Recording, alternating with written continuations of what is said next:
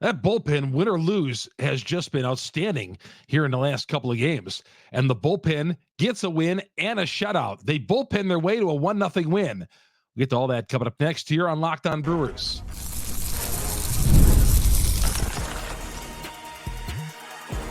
You are Locked On Brewers, your daily Milwaukee Brewers podcast. Part of the Locked On Podcast Network, your team every day. Hey, everybody. Chuck Freeman here. Good to have you along here as we're dropping this episode late Wednesday night following a Brewers 1-0 win this afternoon. And the bullpen was great against the Padres. They used 5 relievers to throw the shutout. And it was the first time since 2020, according to our buddy J.R. Radcliffe of the Journal Sentinel, who did the research on that the bullpen last threw a shutout like that. They bullpen their way to a win, snapped the 3-game skid, and head to St. Louis after an off day on Thursday. Good to have you along. Chuck Freeman here. Locked On Brewers, part of Locked On Podcast Network. We are your team every day. You get us on Google, Spotify, Apple, all the major downloads. Anywhere you download your audio, your podcasts, you get us, Locked On Brewers. This is for all you who are watching us on YouTube. Now, for you, those of you who are downloading us on the platforms already, we're also on YouTube. Go to Locked On Brewers, hit the subscribe button, hit the bell. That alerts you every time we drop an episode. I'd really appreciate it if you're a daily listener on the audio version, that should download the video one, or at least give us a subscribe. It's free subscription either way, but you subscribe to the podcast. Love to have you aboard. We're over 3,000 and want to get the 4,000 coming up next. Took over this thing when it was about 900, and we are rolling. The podcast is really doing well, and it's because of you great Brewer fans out there. And we had 25,000 fans out at the ballpark today to enjoy this 1-0 win. Now, first of all, I was looking box scores, old-fashioned box scores that you get on ESPN.com, and I went to the Journal Sentinel site. Somebody showed me where the time of game is and attendance. That used to be like on every box score. So I went to the box score. I'm looking all over the place for time of game and attendance, and I didn't see it unless I'm totally missing something on this, right? I'm overlooking it. But point me in the direction where I can see the attendance. I thought was 25,000. I was at the game. I thought they announced 25,000, which I think is fantastic for an April Wednesday game. And somebody's going to say, well, they're in first place. They should get more than 25,000 fans or 22,000 fans or whatever. No. Brewer fans, you were great coming out there. Early in the season, it was weather day at AmFam Field. And what that is, all the meteorologists in town are there. They were signing autographs. They were signing autograph pictures. There was a big line. The kids were there. What a great innovation. They always draw well on weather day, because in Wisconsin, as you know, the weather's always changing. And these meteorologists behind sportscasters are rock stars. They are. Except for Sam Cuffle and a few other, Tom Walks. There's a few other ones out there, all good meteorologists in Milwaukee, but it was meteorology day, and they and there was 25,000. So I thought it was great. That's what I remember when they announced the attendance. But the time of game, this one flew by. Again, I couldn't find the exact time. I thought it was 2:04. Because if you went to this game, it started at 12:10. I think we had one like this like last year too. If you went to the game, you were out of AmFam Field by rush hour traffic. That never happens. That never happens. And a 1-0 game, I think we had one like 2 years ago. Same thing. By 3:00 when the rush hour happens on I-94, you know how it is. People are getting out of work and stadium traffic is there, and it's a big mess. There was very little of that. That was easy to get out of the ballpark today. I had to go down to the locker room, do a few interviews, and away I went. Maybe a little bit of traffic, but not as bad as it normally is. I mean, we didn't go to a game. In fact, if some of you who knocked off of work may have had to go back to work. I mean, I got home. I live 45 minutes north of the ballpark. I get home, and I turn on the Cubs game. Flip it around Major League Network. Shannon barely got home. She gets off at 3, and she was here. And Yeah, usually noon game, 1 o'clock. You're getting home at 6 or 7 o'clock. I'm home at 3:30 or so. It was great. I had a whole rest of the day. But hey, and it's always good when you have a quick game and they win 1-0. Now, quick games or slow games, I don't care about time of games, to be honest with you. As long as the Brewers win. Now, if you're standing out there for 4 hours and Tony La Russa is making 25 different pitching changes and he's down 9-3, that's different. Okay. But for the most part, we're out there now. But I know some sports writers and other sportscasters today in the press box, you didn't want to mention that it was a quick game. You never want to mention, hey, this game is going fast. Although my buddy Spencer Williams, my producer on Football Friday Night, rumor has it he did mention something in the top half of the 9th inning. And, of course, everybody gave him the side eye. And there was a 1-2-3 top half of the 9th inning. So let's get to the game. A great win for the Brewers, snapping this 3-game skid.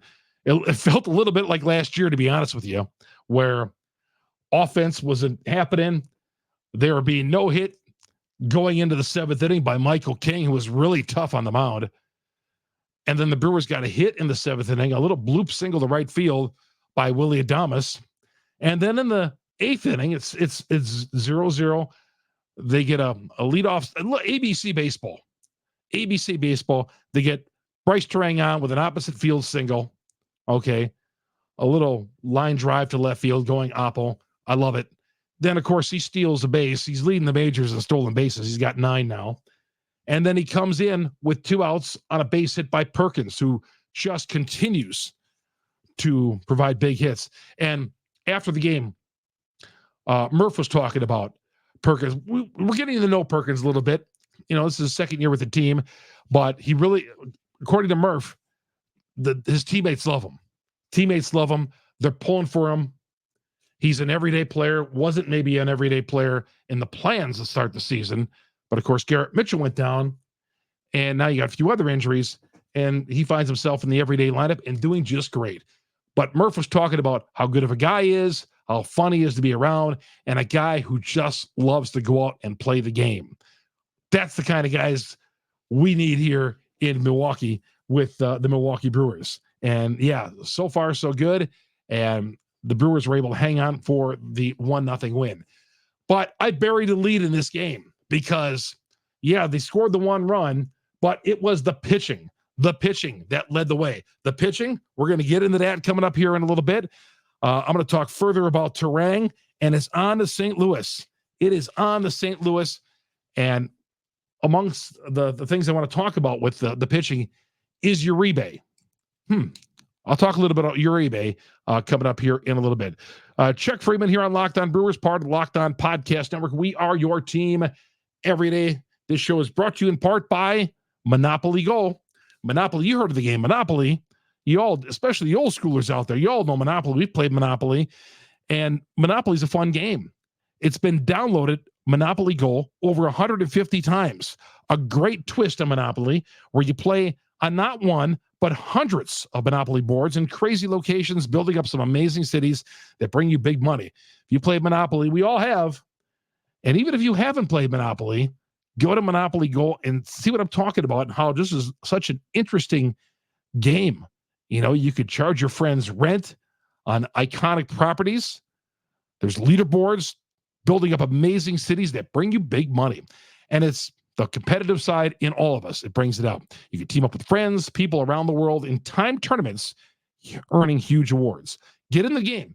Find out what I'm talking about. Download the app, Monopoly Go, after this podcast. It's free in the App Store and Google. And all you got to do is just check it out. Chuck Freeman here on Locked On Brewers, part of the Locked On Podcast Network. We are your team every day. We're coming right back. Welcome back to Locked On Brewers. Chuck Freeman, your host. Heading to a weekend with the St. Louis Cardinals coming up here. I thought about driving down to St. Louis to cover these 3 games. It's a long haul. I know there's going to be a lot of Brewer fans there. I didn't check the weather. I decided against it. But the last time I was in St. Louis was 2011, the NLCS. We know how that ended. But, yeah, 3 games said. The Brewers have played so few games at home this year.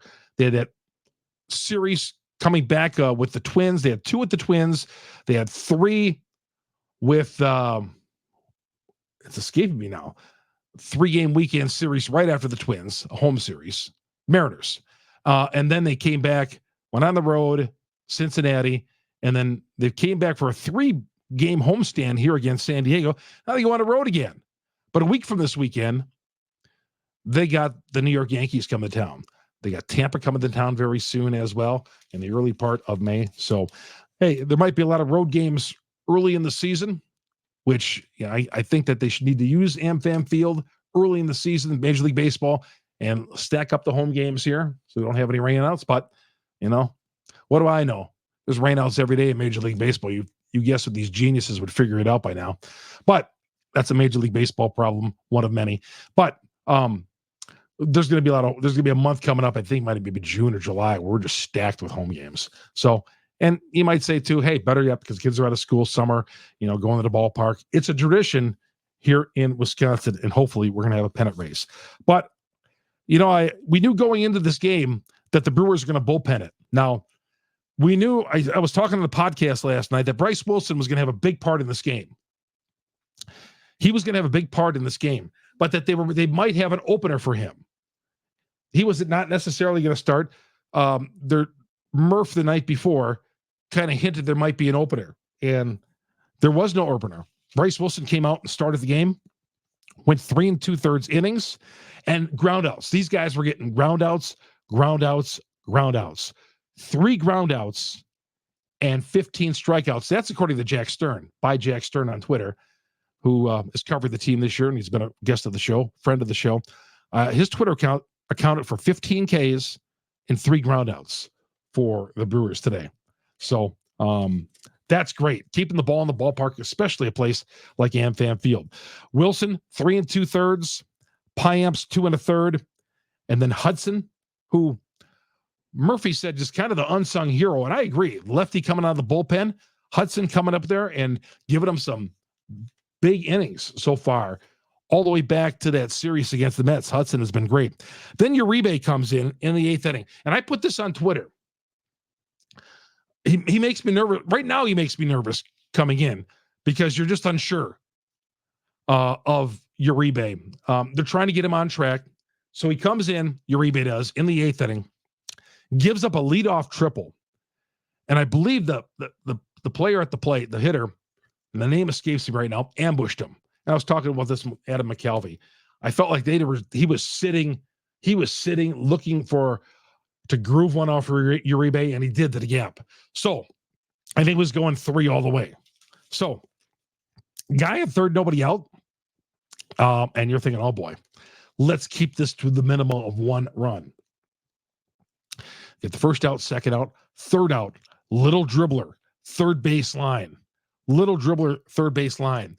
Uribe rushes over, makes the bare hand pickup, slings it over to first, out, keeps it a scoreless game, and then the Brewers get that run in the 9th. But what a play by Uribe. One of many great defensive plays throughout this season by the Brewers defense. The Brewers defense is one of the best defenses in baseball. And the defense has got to make up because the starting pitching, as we know, is not great. We know that. I'm not going to go into that again today. So they had the bullpen today. The bullpen had great defense behind them, which has been happening all season. There was a game a week ago Monday where they had the 4 errors against Cincinnati. Yeah, that was a bad one. But the defense, love it. Defense has been great. Piamps comes in the 9th inning. 1, 2, 3, over. He gets the save. Uribe gets the win. Perkins, the game-winning RBI. King had the no-hitter, broken up in the 7th inning. Turang with the key steal in the 8th inning after the base hit. And a very fast game. And the Brewers improved their record to 11-6. Heading into St. Louis right now with a 3-game series coming up with the Cardinals.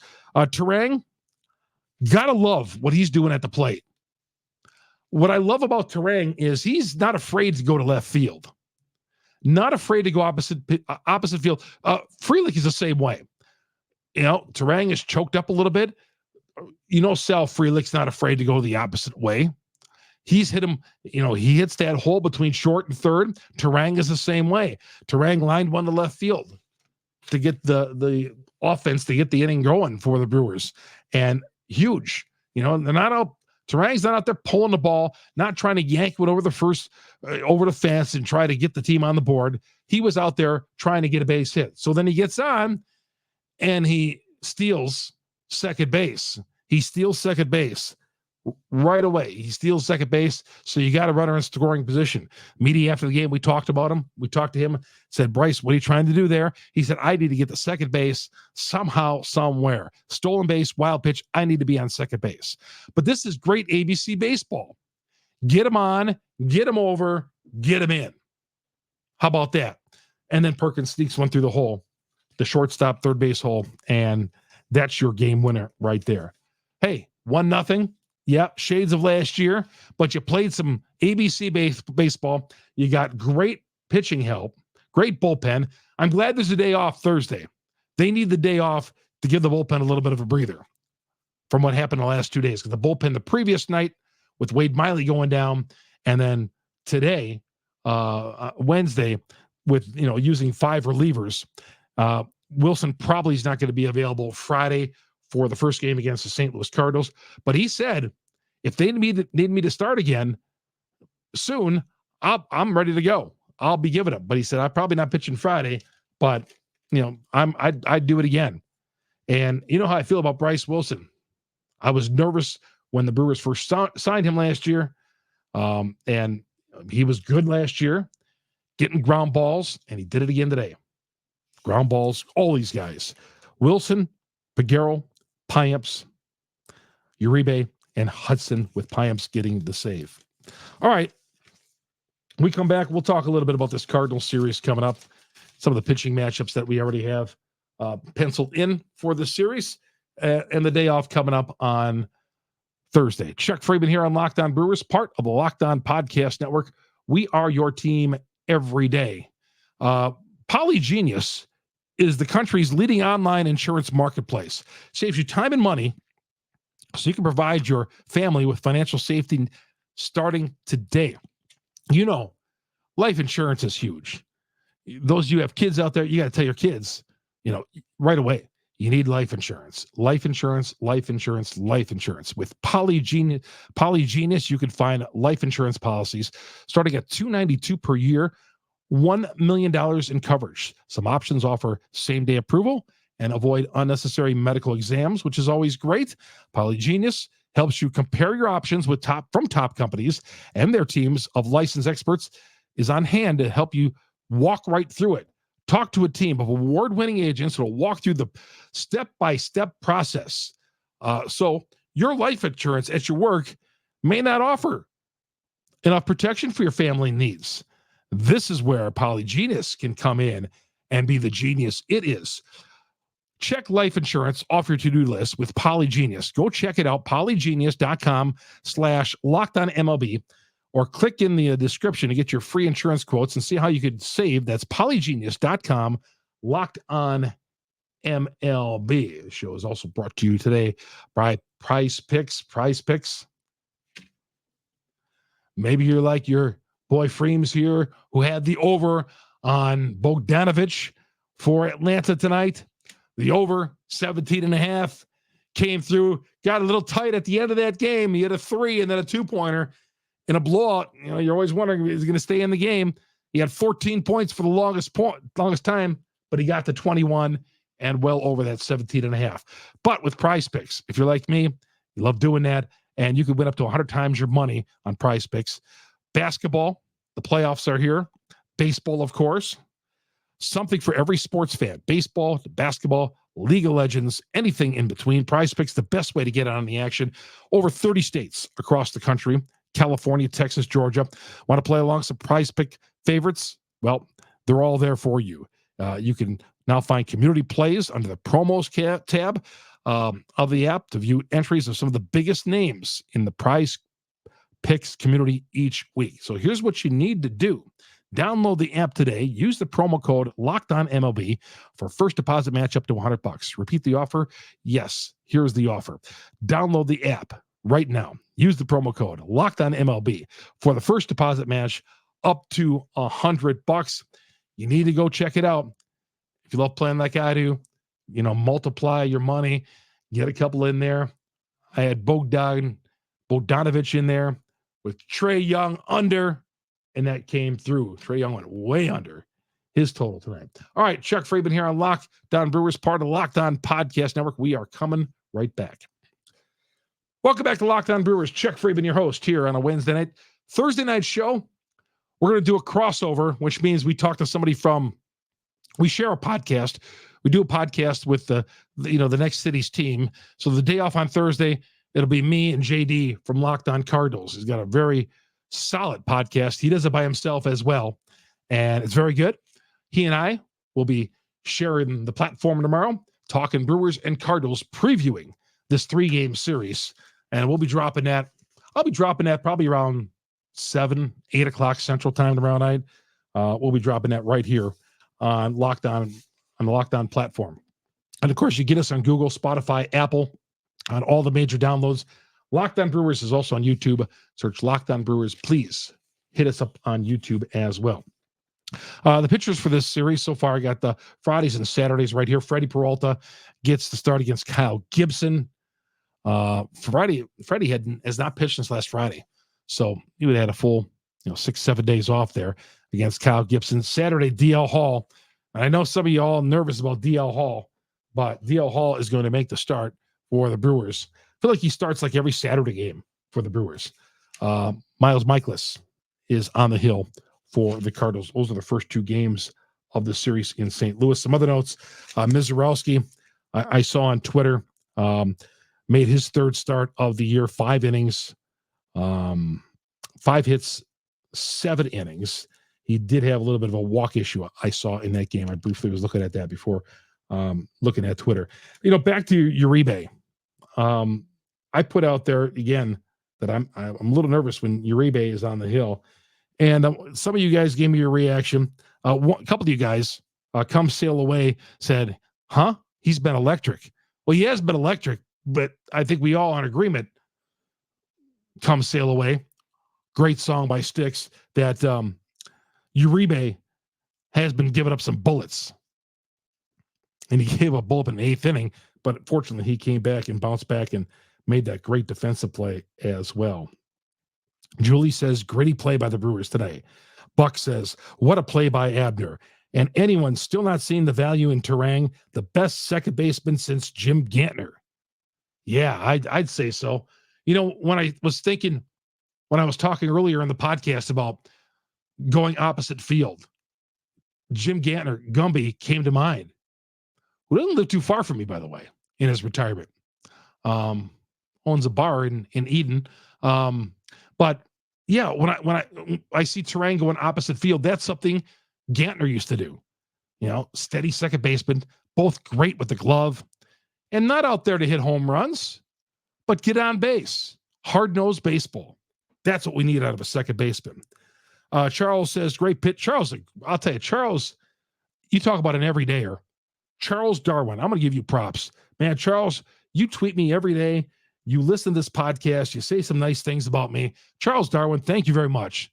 It is a long time coming that I give you some props. But Charles, man, I love your tweets. And thank you for all the nice things that you say about this podcast. Charles did say, great pitching by Abner Uribe. Leadoff triple, gets all 3 outs. Wow, I think Uribe is pitching like the Cowboy again. Except for the Rocket. But yeah, getting out of the innings is huge. And of course, the Cowboy is his nickname when he strikes out somebody to get out of the inning. It's so cool. He reaches for the sky and then puts the gun in the holster again. Really cool. Brew Crewer says, another K looking from Sal, Chuck. Yeah, Brew Crewer is not a fan of Sal taking called 3rd strikes. He seems to tweet me every time that happens. But that's what I'm here for. Tweet at me. Find me on Twitter, by the way. Chuck Freeman, FREIMUND. Vegeta says they changed his mechanics, talking about Uribe. He's released the ball closer to the plate. His velo and spin rate have dropped a bit too. Sooner or later, he's going to give up a lot of runs, and he's going to have to change something about it. Well, he's done that a few times this year. Beer Cheese Benny says, well, he did his job this time. Chuck. Sam says his stuff is just not working this year. He's got all the tools. You know, a guy like that with that type of fastball, location is key, obviously, and mixing his other pitches, he's going to be just fine. He's got $1 million arm and $1 million enthusiasm and attitude, which I love. He got that final out, and did you see how fired up he was? I love it, man. Showing emotion out there. I like it because that's what this game is all about. All right, tomorrow we'll talk more about the Cardinals series. JD joins me from Locked On Cardinals. So we'll drop that tomorrow night, 7, 8 o'clock Central Time or so. We'll look over the series with the Brewers and Cardinals. His team in last place, they're 9-10, but only 3 games out. Everybody's all bunched up in the division. The Brewers in first place after the Cubs had lost Tuesday night. They bounced back and they beat Arizona on Wednesday night. So, all right, everybody. Again, Google, Spotify, Apple, we're on all the major downloads. Download us on YouTube. Go to YouTube, search Locked On Brewers. See your boy Chuck Freeman there. Please hit the subscribe button. They took 2 or 3, the Padres did. They dropped the series, but hey, at least the Brewers ended that skid going into the off day. You don't want to go into St. Louis with a 4-game skid. They improved to 11-6 with a 1-0, an exciting 1-0 win, and everybody meet all 25,000 fans beat the rush hour traffic on Wednesday afternoon. That's going to do it for me. Chuck Freeman, part of the Locked On Podcast Network here on Locked On Brewers. We are your team every day. So long, everybody.